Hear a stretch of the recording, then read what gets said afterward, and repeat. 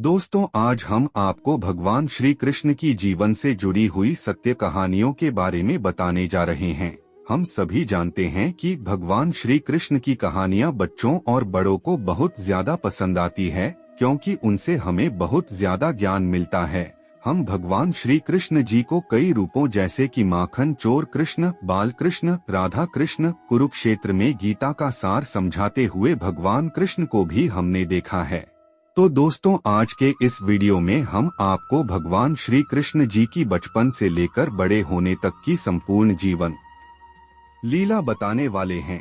ऐसा भी हो सकता है इनमें से कुछ कहानियां ऐसी भी होंगी जो आपने अपने माता पिता या दादा दादी से बचपन में सुनी होंगी। तो चलिए दोस्तों, अब कहानी शुरू करते हैं। श्री कृष्ण जीवन से जुड़ी पहली कहानी है कि कन्हैया को माखन चोर क्यों कहते थे। बचपन से ही श्री कृष्ण को माखन खाने का बहुत शौक था। जैसे जैसे वह बड़े हुए उनका माखन खाने का शौक भी बढ़ता गया। वह अपने घर में ही माखन को चोरी कर लिया करते थे।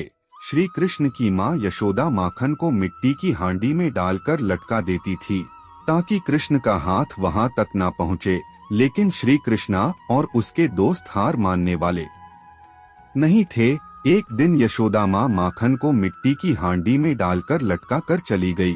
फिर श्री कृष्णा और उनके दोस्तों ने मिलकर जुगत लगाई और एक दूसरे के ऊपर चढ़ते हुए कृष्णा माखन की हांडी तक पहुँच गए। उन्होंने माखन की हांडी तोड़ दी और सारा माखन खा गए। यहाँ तक कि वो गोपियों के घरों में जाकर भी माखन की चोरी करते थे, और गोपियाँ माँ यशोदा को शिकायत करती तो वे भाग जाते थे। दूसरी कहानी है श्री कृष्ण और सुदामा की कहानी। सुदामा और श्री कृष्ण बचपन के मित्र थे और दोनों एक ही साथ शिक्षा लेते थे।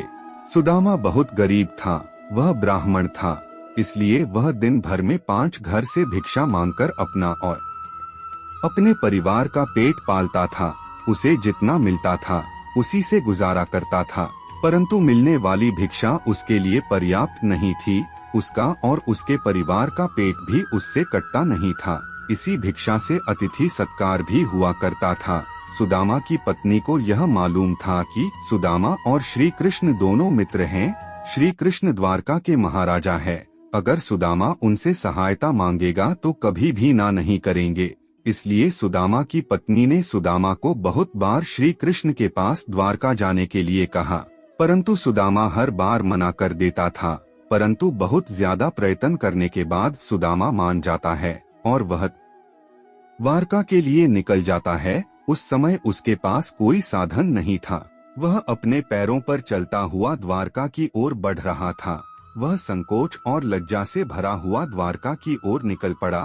काफी दूर चलने के बाद उसे रास्ते में एक बैलगाड़ी मिलती है, जिस पर व्यापार के लिए खूब सारा माल लदा हुआ था। मुरारी ने सुदामा को द्वारका चलने के लिए मना लिया। गाड़ी पर बैठकर दोनों द्वारका के पास पहुँचे। वहां पहुंचते ही बैलगाड़ी वाले ने सुदामा से कहा कि आपका रास्ता यहाँ से अलग है और मेरा अलग है।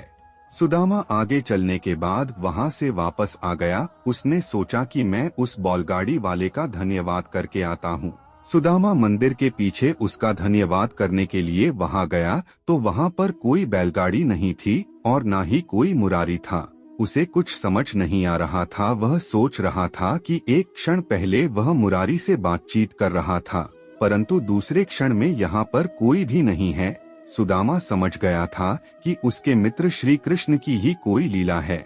इसके बाद सुदामा द्वारिका पहुँचते हैं और श्री कृष्ण सुदामा के आने की खबर सुनकर दौड़े चले जाते हैं और दोनों प्रेम भाव से गले मिलते हैं। इसके बाद श्री कृष्ण सुदामा को अपने सिंहासन पर बैठाते हैं और उनके पैर धोते हैं। यह दृश्य देख रुक्मणी और सारे दरबारी हैरान रह जाते हैं, लेकिन वास्तव में यह श्री कृष्ण और सुदामा की अटूट मित्रता थी। इसके बाद सुदामा जैसे ही अपने घर पहुंचता है तो वो यह देख हैरान हो जाता है कि उसकी झोपड़ी की जगह एक बहुत सुंदर महल बन चुका था और उसकी पत्नी साजो श्रृंगार करके उसका इंतजार कर रही थी। यह देख सुदामा की आंखों में आंसू आ गए, क्योंकि वो समझ चुका था कि ये उसके मित्र श्री कृष्ण की माया है। सुदामा ने इसके लिए कृष्णा का धन्यवाद किया दोस्तों, तीसरी कहानी है श्री कृष्ण और सांप कालिया की। एक बार की बात है कि यमुना नदी में एक मीठे पानी की झील में एक जहरीला सांप रहा करता था, जिसका नाम कालिया था।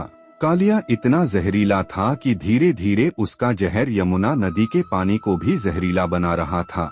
एक दिन उस नदी के किनारे पर एक गाय चराने वाला गया और उसने उस नदी से पानी पीना शुरू कर दिया। पानी पीते ही उस व्यक्ति की मौत हो गई।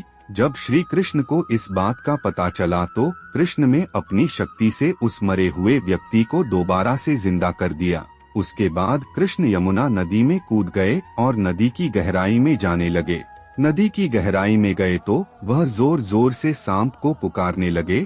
उस समय कृष्ण को नदी में गए हुए काफी समय हो गया था। यह देखकर लोग चिंतित होने लगे और कुछ लोग तो वहां से भागने लगे। उसके बाद कालिया सांप नदी के अंदर से बाहर निकला और श्री कृष्ण के सामने आया। सामने आते ही श्री कृष्ण पर आक्रमण कर दिया। देखते ही देखते श्री कृष्ण उस कालिया सांप के सर पर नाचने लगे। वह कालिया सांप 1000 सर वाला विशाल सांप था। श्री कृष्ण इतनी तेजी से नाचने लगे थे कि कालिया सांप के मुंह से खून निकलने लगा। जब यह बात कालिया की पत्नी को पता चली तो वह श्री कृष्ण के सामने कालिया के जीवन की भीख मांगने लगी। श्री कृष्ण ने कालिया सांप को यमुना नदी को छोड़कर रामानका द्वीप में जाने के लिए कहा और उसे यह आश्वासन भी दिया उन पर कभी भी गरुड़ हमला नहीं करेंगे, क्योंकि उसके सिर के ऊपर कृष्ण के पैरों के निशान छपी चुके हैं। यह सुनकर कालिया सांप बहुत ज्यादा खुश हो गया और फिर वह अपनी पत्नी के साथ यमुना नदी को छोड़कर वहां से दूर चला गया।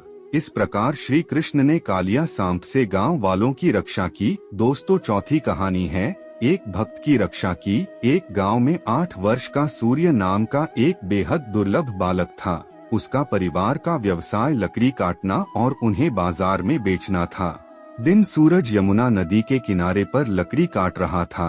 एक पेड़ की सूखी टहनी यमुना नदी की ओर झुकी हुई थी। सूरज की खास बात यह थी कि वह कभी भी हरी भरी टहनी को नहीं काटता था।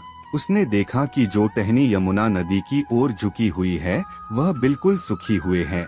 उसने कुल्हाड़ी लेकर उसे काटने के बारे में सोचा। जैसे ही उसने अंतिम परिहार टहनी पर किया, टहनी नदी में गिर गई और सूरज ने भी उसी टहनी को बचाने के लिए यमुना नदी में छलांग लगा दी। यमुना नदी का बहाव बहुत ज्यादा तेज था क्योंकि वह मौसम बारिश का मौसम था। सूरज काफी देर तक नदी से बाहर निकलने के लिए प्रयास करता रहा, परंतु उस धारा में खुद को बहने से ना रोक सका। काफी मेहनत करने के बाद भी वह सफल नहीं हो सका था और नदी के बहाव के साथ ही बहता गया। उसने मदद के लिए श्री कृष्ण को पुकारा। उससे पहले अपने लिए निजी हितों के लिए कभी भी श्री कृष्ण को याद नहीं किया था। श्री कृष्ण भी अपने भक्त की पुकार सुनते ही नदी के किनारे पर पहुंच गए। उन्होंने देखा कि सूरज बेहोश और अचेत अवस्था में है। उन्होंने सूरज को नदी से निकाला, नदी के किनारे पर लिटा दिया। सूरज की आंखें बंद थी, परंतु उसको एहसास हो रहा था कि किसी ने उसे बीच नदी से बाहर निकाला है और उसकी देखरेख कर रहा है। जैसे सूरज उठा, उसने देखा उसके आसपास कोई भी नहीं है, परंतु वहां पर एक मोर पंख पड़ा था। इस मोर पंख को देखकर वह समझ गया कि उसके प्रभु श्री कृष्ण ने ही उसे बचाया था। दोस्तों, 5वीं कहानी है श्री कृष्ण और गोवर्धन पर्वत की कहानी।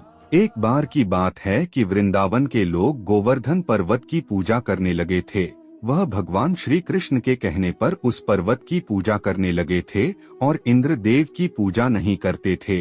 इस बात पर देवराज इंद्र ब्रिज के लोगों पर बहुत ज्यादा क्रोधित हो गए और क्रोधित होकर उन्होंने उन्हें दंडित करने के लिए ब्रिज गांव के ऊपर घनघोर वर्षा करने के लिए बादल भेज दिए।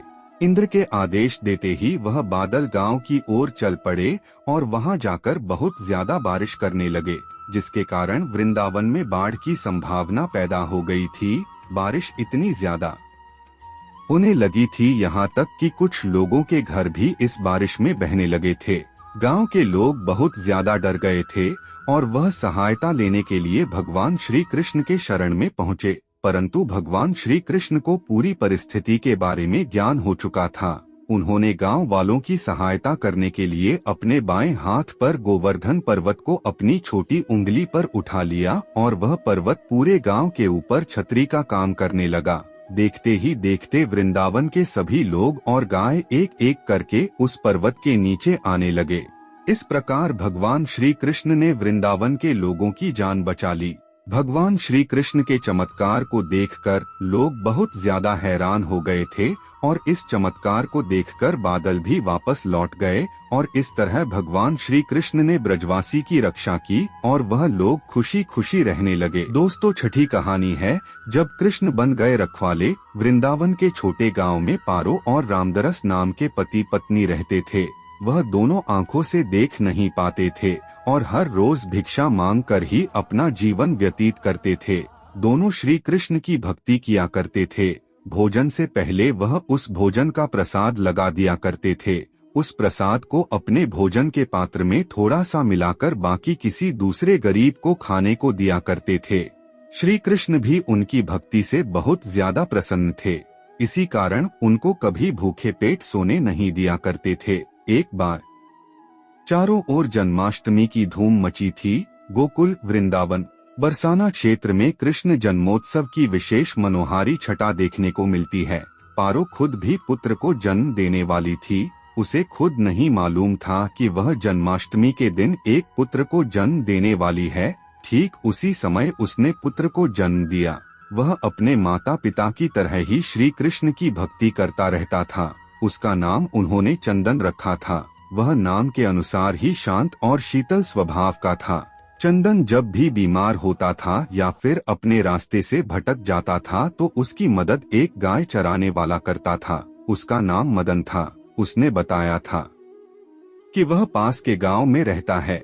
जब भी चंदन के परिवार पर कोई विपत्ति आती तो मदन सदैव रखवाला बनकर खड़ा रहता था। चंदन जब बड़ा हुआ तो वह मदन के गांव में जाकर मदन को खोजने लगा और जैसे ही वह गांव पहुंचा उसने मदन के बारे में पूछा तो लोगों ने बताया कि यहाँ कोई मदन नाम का व्यक्ति नहीं रहता है। उसके बाद चंदन ने इस रहस्य का पता लगाने का मन बना लिया। चंदन उसे ढूंढता रहा परंतु उसे मदन ना मिला। फिर एक बार चंदन की माँ को बहुत ज्यादा बुखार हो गया था। वह लगभग मरने वाली थी। तब मदन उसके घर सहायता के लिए आया और शाम होते ही अपने गांव की ओर लौटने लगा। उस समय चंदन उसका पीछा कर रहा था और चोरी चोरी दूर से उसे देख रहा था। मदन वहां पर मौजूद एक मंदिर के अंदर दाखिल हो गया। चंदन उसे देखता रहा। काफी समय तक इंतजार करने के बाद जब चंदन ने देखा कि मदन मंदिर से बाहर नहीं आया है तो ऐसे में चंदन उस मंदिर में गया। उसने देखा कि वहां पर कोई भी नहीं है। वह अदृश्य हो गया था। वहां पर केवल भगवान श्री कृष्ण जी की मूर्ति थी। चंदन समझ गया था कि वह मदन कोई और नहीं स्वयं श्री कृष्ण है, जो उनके परिवार की हर मुसीबत में रखवाली करते हैं। दोस्तों, 7वीं कहानी है भगवान कृष्ण और अरिष्टासुर कथा। एक बार वृंदावन में बहुत बड़ा बैल घुस गया और गांव में घुसने के बाद उस बैल ने लोगों पर आक्रमण करना शुरू कर दिया था, जिसकी वजह से काफी लोगों को चोट भी लगी थी। जब श्री कृष्ण को इस बात का पता चला तो वह उसी समय बैल के पास पहुँचे। बैल को देखते ही भगवान श्री कृष्ण समझ गए थे कि यह बैल असुर है और उसका नाम अरिष्टासुर था। वह बैल कृष्ण को देखते उनकी और आक्रमण करने के लिए दौड़ने लगा और उन पर हमला करने लगा। श्री कृष्ण ने उस बैल को परास्त कर दिया। परास्त होने के बाद वह बैल नतमस्तक होकर श्री कृष्ण के सामने बैठ गया और उसने श्री कृष्ण को बताया कि वह भगवान बृहस्पति का शिष्य है और उसने अपने गुरु के साथ दुर्व्यवहार किया था, जिसकी वजह से उसे असुर बैल बनने का श्राप मिला था। इस प्रकार भगवान श्री कृष्ण ने लोगों को अरिष्टासुर बैल से बचा लिया। उम्मीद करता हूँ कि ये कहानी आपको पसंद आई होगी। मेरे चैनल को लाइक, सब्सक्राइब व शेयर अवश्य करें। कमेंट बॉक्स में जय श्री कृष्णा जरूर लिखें। धन्यवाद। राधे राधे।